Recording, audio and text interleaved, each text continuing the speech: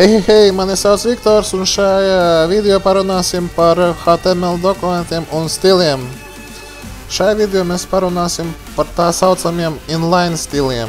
Man arī mana vietnē ir par to raksts, un te arī varat apskatīties. Galvenais, te būs reāls piemērs, ko es jums parādīšu. Tā atveram mūsu iepriekšējo failu, un te vai ierakstam roku vai iekopējam iekšā tekstu. Tā, galvenajā ir kāda, ka mēs iekopējam vai arī ierakstam, uztaisām failu save as, jo tagad mums tas jau būs 6. fails, un te mēs varam pierakstīt, piemēram, HTML un CSS. Enter. Šitā video mērķis jums parādīt inline stilus, tieši style, kur tagad jūs jau redzēsiet. Tā, failu saglabāju, eju uz direktoriju, un tagad atveru failiņu 06 HTML CSS. Un tā, te jūs redziet headingu un paragrāfu ar sarkano krāsu. Tagad mēs mazliet pierediģēsim šito failiņu. Jo pie headinga viens mēs nekādu īpašu atšķirību neredzam. Pa stiliem un pa stilu parametriem un kādus var piemērot dažādiem tagiem, to jūs varat apskatīties manā vietnē testoju1slv vai arī www.easywwd.lv. Un tā, ko mēs te varam redzēt? Mēs, piemēram, varam pierakstīt font size 50 pikseli. Ko vēl var pierakstīt? Var pierakstīt background color, piemēram, green. Ko tādu var vēl ierakstīt interesantu?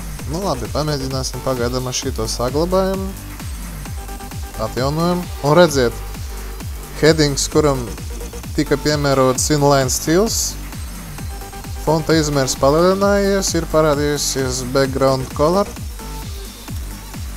Un te ir būtībā var piemērot visu kaut kādus stilus, piemēram, color, tā ir teksta krasa. Piemēram, te mēs varam pierakstīt režģītis un C3, C3, C3. Tā ir pelēkā, viens no pelēkiem toņiem. Atjaunojam, redziet, uzreiz teksta krasa ir samainījusies. Ko mēs vēl varam pierakstīt? Piemēram, tekst, underline, text decoration, underline. Saglabājam failu, atjaunojam, redziet, uzreiz ir ar pasvītrojumu. Un kāda ir te interesanta lieta, kā vēl ir tāds labs teksts div, tas ir bloka teksts. Un šobrīd parasti ir tā stils, kā visās weblapās izmanto tieši saskarnēs izveidīt tieši to tagu div. Un ko mēs te varam izdarīt? Mēs varam izveidot tagu div. Pirms taga div mēs ierakstīsim pārējus darkošu rindu, saglabājam, ko mēs tagad izdarām. Atjaunojam, redziet, parādījies saturs, bet neko pagaidām mēs tādu neredzam. Un kāds ir interesants, protams, es jums pateikšu tā, ka vairāk pa parametriem, pa šitiem font family, font size, background color, es stāstīšu video, kuri būs tieši par CSS stiliem. Te ir tāds ieskats, piemēram, mēs pierakstam uzreiz font size 30 pikseli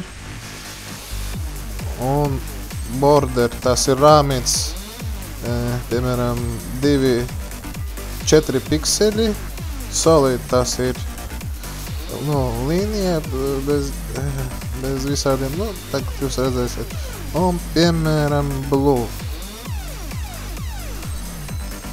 Bet, redziet, man ir kļūda neliela. Es aizmirsu pierakstīt tagu style. Un, kā jau sanāk, ka vienmēr kāds Kā ir tāds teiciens, nekļūdas tas, kas nedara neko. Saglabājam, atjaunojam. Redziet, tagad ir saturs fonds palielinājies, ir rāmītis apkurts saturam. Un kāda vēl ir interesanta lieta, ka ir tāda opcija background image.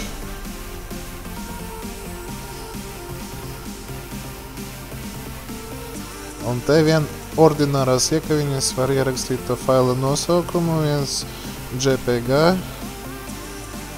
saglabājam, atjaunojam.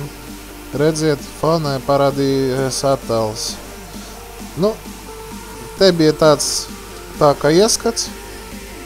Paldies par uzmanību!